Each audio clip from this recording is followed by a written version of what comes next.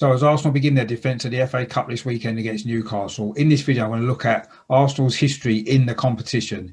In this first part, I look at 1889 all the way to 1993.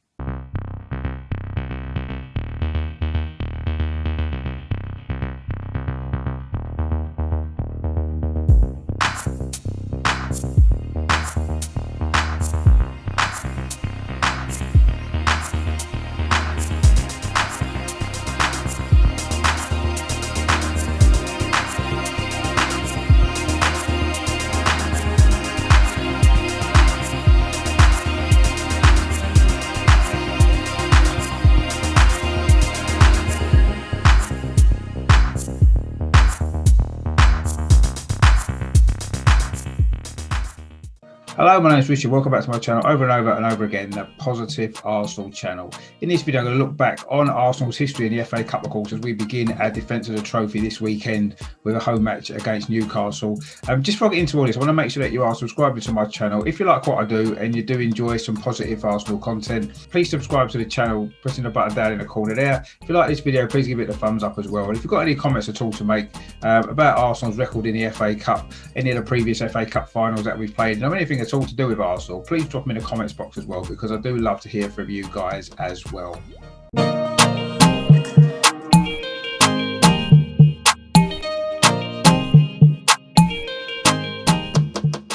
So then, our history in the FA Cup. Our first ever competitive game actually was in this competition. It was on the 5th of October 1889, and it was a match against Lyndhurst, which we played at home in Plumstead, and we won that game 11-0, and that remains actually one of our biggest ever victories in the club's history actually. But for the first 35-40 years of our existence, the FA Cup wasn't really a competition that we did particularly well in. In fact, up until 1927, we only actually got as far as two semi-finals. That was in two consecutive years. The first one was in 1906, and we played Newcastle at Stoke.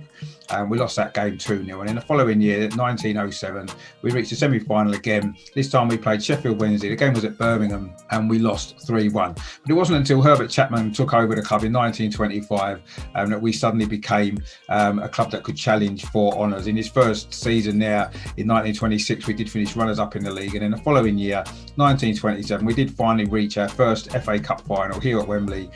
We were favourites to beat Cardiff City actually, but it was a late mistake by Arsenal's goalkeeper Dan Lewis, let the ball slip under his body, and Cardiff won 1-0, and that remains the only time the FA Cup has left England. But that started a decent run for us, not only in the FA Cup but of course in the league as well. In 1928 we reached the semi-final again. This time we played Blackburn Rovers at Leicester, and again we lost 1-0, but we did return to the final 1930, and that of course became the first trophy that the club ever won.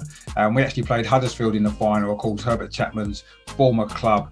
That was a famous game of course when the Graf Zeppelin flew over Wembley Stadium, and Arsenal won that game 2-0. It was Alex James who scored our first ever FA Cup final goal, of course probably our greatest player of the era, and Jack Lambert scored the second goal as we won 2-0.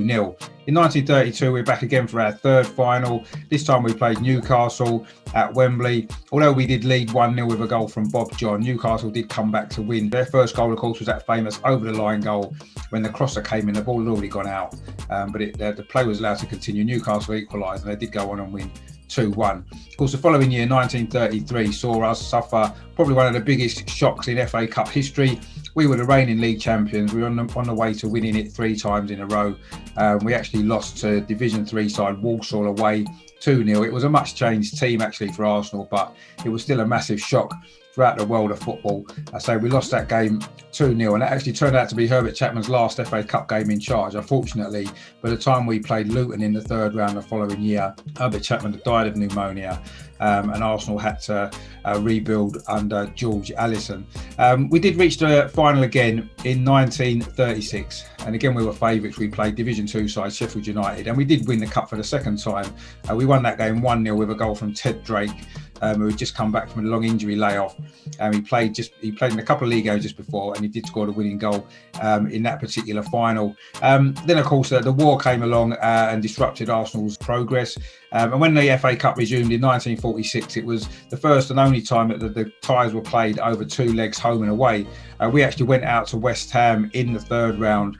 We lost 6-0 away at Upton Park. Although we won the second leg 1-0, that actually became the first of only 2 occasions when we've won a cup tie and not progressed automatically through to the next round. We did reach the final again in 1950. We played Liverpool in the final then at Wembley, and we did win the cup for the third time. That saw 2 goals from Reg Lewis as we won 2-0, and that was the first of only 2 occasions when an Arsenal player has scored 2 goals in one FA Cup final. And we were back at the final again 2 years later. This time we played Newcastle again for a second time. We'd actually been trying to win the double that year. We needed to win our last 2 league games and the FA Cup final, and we would have won the double. Unfortunately, injuries caught up with us a little bit that year. We lost the last 2 league games, and then in the final against Newcastle, very tired Arsenal lost 1-0. We only had 7 fit players at the end of that game due to several injuries. The rest of the 1950s and into the 1960s really wasn't a great time for Arsenal. We suffered a massive decline, and there were quite a few FA Cup shocks we suffered to lower league sides. For example, Northampton in 1958, we lost 3-1 there. Against Rotherham in 1960, we lost 3-0 after 2 replays as well. And then in the 4th round in 1965, we went out to Peterborough United. So we didn't have a great run. Things started to turn around by the late 60s, of course, under Bertie Mee. And then, of course, 1971, we played in the FA Cup final against Liverpool, having just won the league title, opportunity to win our first double. We did go behind in that game in extra time to a goal from Steve Highway, but we came back to win 2-1. And that was goals from Eddie Kelly and, of course, Charlie George to win us a double. We did return to the final the following year, looking to retain the cup for the first time. We played Leeds United in the final. Unfortunately, we lost that game 1-0. And in the following year, 1973, we almost became the first club to reach 3 Wembley FA Cup finals in consecutive years. We did reach the semi-final. We played Division 2 side Sunderland at Hillsborough with massive favourites to win. But unfortunately, we lost that game 2-1. And so we didn't become the first team at that stage to get to 3 Wembley FA Cup finals in a row. Although it would take us long to actually achieve that particular record. Our next final came around in 1978. We played Ipswich Town. Again, we were probably slight favourites going into that game, Bobby Robson's Ipswich, but we lost that game 1-0. It was a goal from Roger Osborne, one of the first FA Cup finals I can personally remember as well. I say Arsenal lost that game, but the following year, 1979, we were back. And we faced Manchester United, of course, in what became known as a 5-minute final. We were 2-0 up, quite comfortable, and there were less than 5 minutes to go when Manchester United scored twice to equalise. Looked as though it was going to go to extra time, but in the final few seconds, Liam Brady played the ball out to Graham Rix, and his cross was turned home by Alan Sunderland to give us the victory in the FA Cup final. Fantastic game that was. And in the following year, we did finally make it three Wembley FA Cup finals in a row. There was an epic semi-final against Liverpool, which took 3 replays before we finally overcame them. Of course, the league champions at the time, a fantastic Liverpool side. We did win 1-0 finally at Coventry. But in the final against West Ham, again, a tired-looking Arsenal team, and we lost 1-0 again from they were a second division side. And again, we had been favourites to win that game, but we lost 1-0. The rest of the 80s really wasn't a great time for us in the FA Cup. The nearest we came to another final was 1983, and we reached the semi-final under Terry Neal again. And at Villa Park it was. We led 1-0 at half-time in that game, but unfortunately Manchester United came back in the second half to win 2-1, and they went on to beat Brighton, of course, in the final. But the 80s are probably more known for some cup shocks, particularly 1985.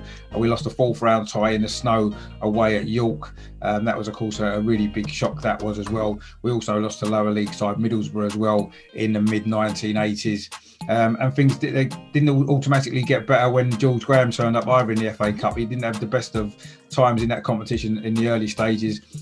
We did get very close, of course, in 1991 to doing another double, and we were on the way to winning the league title, losing only 1 game. But in the semi-final, the first semi-final to be played here at Wembley, we played Tottenham, of course, and of course the famous goal from Paul Gascoigne, and Tottenham ended up winning that game 3-1. Then, of course, the following year probably came the biggest cup shock that I've certainly witnessed from Arsenal, and probably one of the biggest cup shocks in FA Cup history, when we lost to 4th Division Wrexham in the 3rd round. Again, that we led 1-0 very late into that game before 2 late goals for Wrexham and won it for them. Of course, that famous free kick from Mickey Thomas, of course, is much talked about, isn't it, and shown quite a lot when FA Cup shocks are talked about. But the following year, 1993, Jules Graham did finally win the FA Cup as a manager at a club. It was again the semi-final. We played Tottenham just 2 years after they'd beaten us again here at Wembley. This time we got revenge. It was a late header from Tony Adams which won us that game. The final, of course, ended up going to a replay. We drew the first game 1-1. With a goal from Ian Wright, and then in the replay, Wright scored again. Again, it went to extra time, and then in the final minutes of extra time, the 121st minute it was, Andy Linnigan popped up with a winner, which was the latest goal to ever win an FA Cup final. Of course, with no more replays in the final, it will always go down as the latest ever FA Cup final winning goal. So that's it for part 1 then. Coming up in part 2, I'll be going from the double in 1998 all the way up to the present time in 2020, and of course our record 14th FA Cup success. So tune in for that very, very soon. In the meantime, if you haven't done so already, please subscribe to my channel by clicking in the button in the corner there. Please give this video the thumbs up as well. I say stay tuned for part 2 of this FA Cup history, and also as well for tomorrow night I'll be doing a preview of the Newcastle game, and also on Saturday a live watch along as well. So stay tuned to the channel, lots coming up, and of course in the meantime, as always, come on you Gunners!